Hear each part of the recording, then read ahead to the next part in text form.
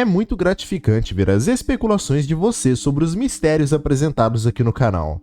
Como já mencionei diversas vezes, acredito que são necessários vários olhares e diferentes perspectivas para desvendar algo a mais. Não é à toa que as melhores teorias apresentadas aqui foram fruto de um esforço coletivo. É difícil para uma única pessoa compreender toda a complexa lore do Tibia a ponto de criar uma teoria à prova de erros. Sempre haverá detalhes imprecisos ou até mesmo equivocados. Por isso, o feedback de vocês é sempre importante, não apenas para fornecer mais elementos a serem considerados, mas também para apontar eventuais erros ou equívocos.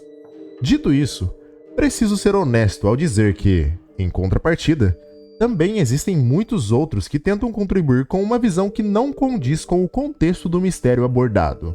Não os julgo. Como eu mesmo disse, é raro conhecer a lore o suficiente para criar teorias infalíveis. Eu mesmo já errei muito tentando contribuir em mistérios, tanto no meu grupo, quanto em vídeos de terceiros. Portanto, pensando em minimizar esse problema, decidi que antes de abordar algum local misterioso aqui no canal, buscarei primeiro contextualizá-los com o máximo de detalhes conhecidos sobre ele.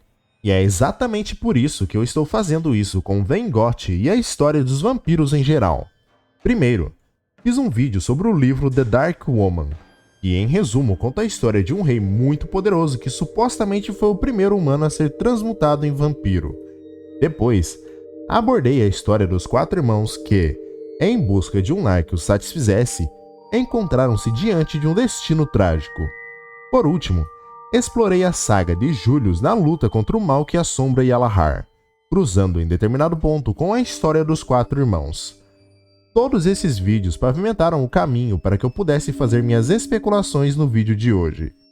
Vocês que assistiram aos vídeos mencionados, sem dúvidas terão bagagem suficiente para compreender e fazer observações interessantes sobre. Antes de começarmos, peço que não esqueçam de deixar o like e se inscrever no canal, caso ainda não sejam inscritos. E lembrem-se de que o melhor lugar para comprar suas coins é no Moedas. E caso queira experimentar um servidor alternativo customizado com mais de 17 anos online, conheça o Demolidores OT. Assistam ao trailer e voltamos à teoria em 30 segundos. Qual é o segredo do sucesso do Demolidores OT? Como é possível um servidor alternativo criado em 2006 se manter com média de 1.500 jogadores online simultaneamente? Talvez seja porque o servidor quebra todas as regras e redefine o que você pensava ser possível no mundo do Tibia. Se você é um aventureiro corajoso em busca de desafios únicos e uma experiência de jogo verdadeiramente fora dos padrões, você precisa conhecer o Demolidores, agora. No último vídeo, acompanhamos Julius em sua jornada para combater os males que assombram Yalahar, e conseguimos obter a resposta que buscávamos. Como esperado, os irmãos foram transmutados por Artei, e fomos obrigados a acabar com eles. No entanto, embora o destino deles agora esteja claro, muitos mistérios permaneceram sem resposta e novos surgiram durante as missões. E entre todos esses mistérios, acredito que vocês concordam comigo que o maior deles é: quem é a entidade misteriosa que transmutou Artei? Essa é uma pergunta difícil. A única menção à entidade ocorre na fatídica madrugada em que ela visitou o quarto de Artei. Os poucos detalhes que podemos extrair desse momento são baseados na descrição apresentada por Marziel, que a define como um ser negro como a noite, sem face e sem olhos. No entanto, muito provavelmente Marziel não foi literal em sua descrição. Imagino que a entidade vestia um sobretudo preto com capuz, de forma que seu rosto e olhos ficaram ocultos pela sombra gerada pelo próprio capuz. Dessa forma, essa descrição se assemelha com a de um vampiro comum. O que me intriga nessa constatação é que, como vimos, Artei se transformou em um Lorde Vampiro, que é muito mais poderoso do que somente um vampiro comum. Porém, não se sabe o que leva um vampiro a alcançar o status de Lorde. Pode ser que essa força maior não seja paralela com a do vampiro que o transmutou, mas sim de um processo de evolução, que pode ocorrer por diversos meios. como beber sangue de X vítimas ou transmutar X vítimas, por exemplo. E fique claro, esse processo de evolução de um vampiro não é uma informação, mas somente uma especulação. Não há nenhum registro de livro ou NPC conhecido que trate sobre essa questão dos Lords Vampiros. Mas bem, imaginando que seria possível que um vampiro comum fosse o responsável pela transmutação de Ardrei, temos um suspeito, que é Armenius. Acredito que você também tenha ficado intrigado com o momento que cruzamos com Armenius nas missões. Ele é identificado por nós como sendo um suposto líder dos 5 vampiros que circundam a cidade, revelados através do truque com os biscoitos de alho na missão 3. Você talvez não saiba, mas existe uma variável nessa quest.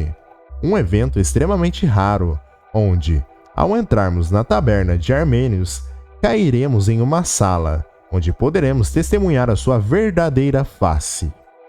Nesse momento, conseguimos constatar pela sprite de vampiro comum de Armenius que ele se encaixa na descrição da entidade que transmutou Ardrei, apresentada por Marziel em seu diário. Há muitos detalhes misteriosos sobre Armenius.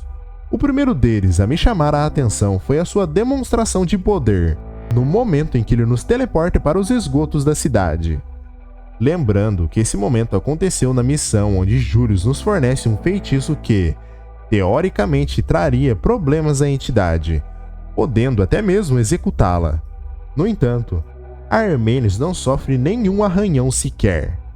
Naquele momento ficou evidente para mim de que se tratava de uma entidade com poderes superiores e automaticamente o coloquei como principal suspeito de ser a origem da maldição vampírica de Alahar.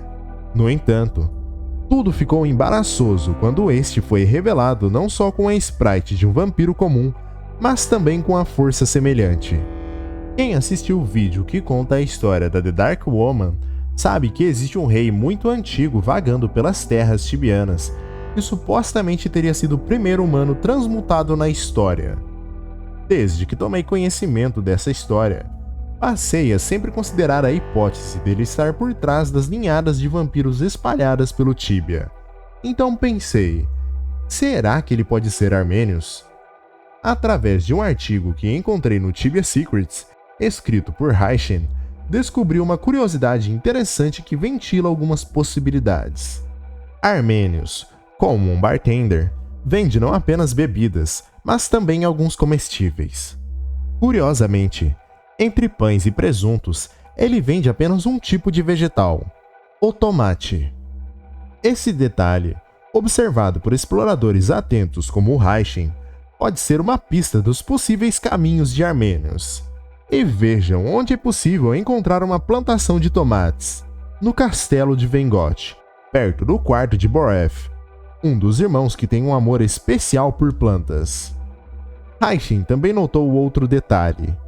Em um dos andares que levam ao quarto de Boreth, há um piso no qual podemos encontrar uma única entrada aberta ao castelo. E se lembrarmos que os vampiros podem se transformar em morcegos e voar, podemos imaginar que Armenius pode acessar o castelo dessa forma.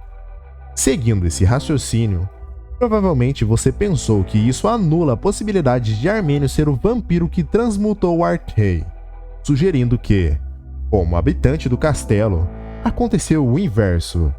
Ele que na realidade foi transformado pelos irmãos, muito provavelmente por Boreth. No entanto, há um possível indício de que Armenius não é natural de Yalahar, pois quando perguntamos a ele sobre a cidade, ele responde: lugar ótimo para mim no momento. Muitos suprimentos. Os suprimentos a que ele se refere são presas humanas. Analisando a conotação temporal da frase, podemos interpretar que Armenius se identifica como um viajante, sugerindo que está onde está agora porque o cenário lhe é favorável.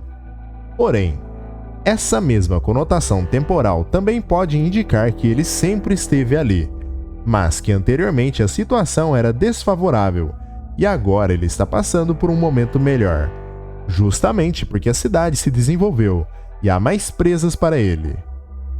Mesmo considerando que a primeira interpretação seja a correta, devemos lembrar que Vengoth é uma ilha próxima a Yalahar, mas não necessariamente sob seu domínio. Se isso estiver certo, embora Armenos não seja natural de Yalahar, mas sim de Vengoth, ele também não pode ser o rei perdido, a menos que o reino do rei tenha realmente existido em Vengoth. Essa hipótese não seria absurda, uma vez que a história da ilha e do castelo que lá se encontra é desconhecida. Sabemos apenas o que aconteceu a partir do momento em que os irmãos chegaram até lá. Há mais um detalhe que pode corroborar com a ideia de que Armenos é o rei perdido. Como sabemos, a Cipsoft adora usar referências externas em suas criações. Pesquisando, encontrei um homem reconhecido na história germânica chamado de Arminius, que, coincidentemente, foi um grande líder de exércitos em tempos antigos, assim como o Rei Perdido. Não há lendas ou falácias associando o líder Arminius ao vampirismo. Sua história de liderança é baseada na libertação do território de uma tribo germânica, que habitava partes das planícies e florestas do noroeste da atual Alemanha.